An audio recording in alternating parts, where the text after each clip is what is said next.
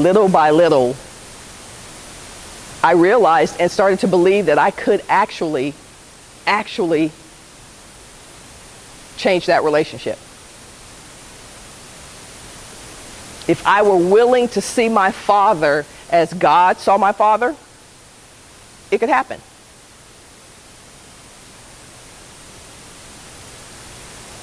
If I could stop being so hard on my father, not because of anything he'd done to me, but just because he wasn't the one who died.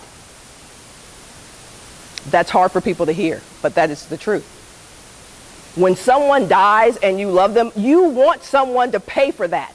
When my mother died, dadgummit, somebody needs to pay for this. They need to pay for the pain that I have right now. I don't care who it is. The closest, who you got? Give me a couple people. You're going to pay for it. You're going to pay for it. Dad, you're paying for it. Because that's what happens when you're hurting. That's what happens when you're in pain. Somebody needs to pay for it. I'm not going to feel better until somebody else feels the pain that I'm feeling.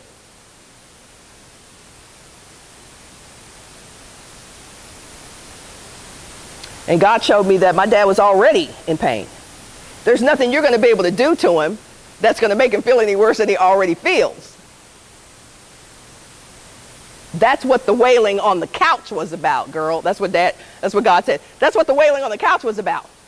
If you knew the guilt your father feels for your mother dying, if you knew the pain and guilt your father feels for not being in this house, if you knew the guilt and the pain your father feels for a failed marriage, you'd understand that there's nothing you're going to be able to do to make him feel any worse.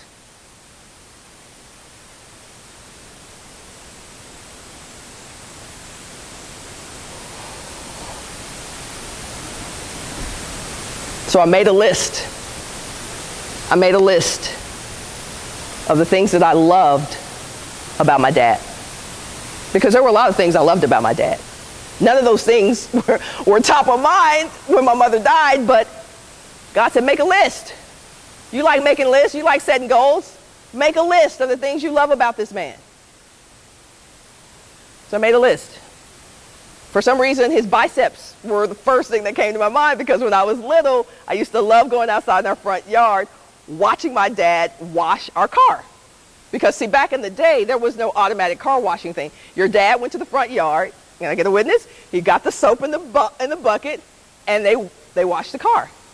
That's one of my most amazing memories about my father.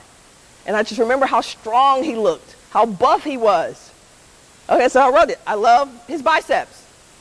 I got to start somewhere. I loved the way my father, when I was younger, took care of our family. My mom was a stay-at-home mom.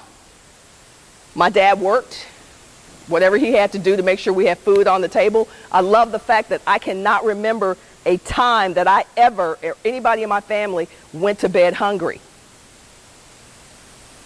That's because of my dad. I wrote that down. I've never been hungry because of my dad.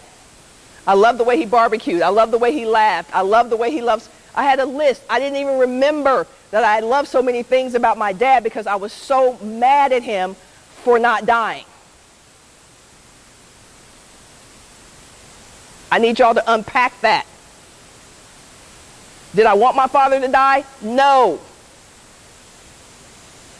But I didn't want my mother to die either.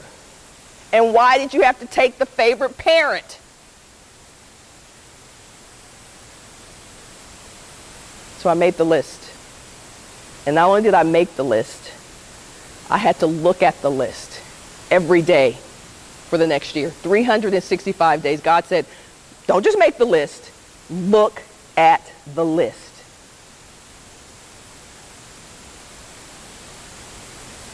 Your job is not to change people. Your job is to love people. Thank you.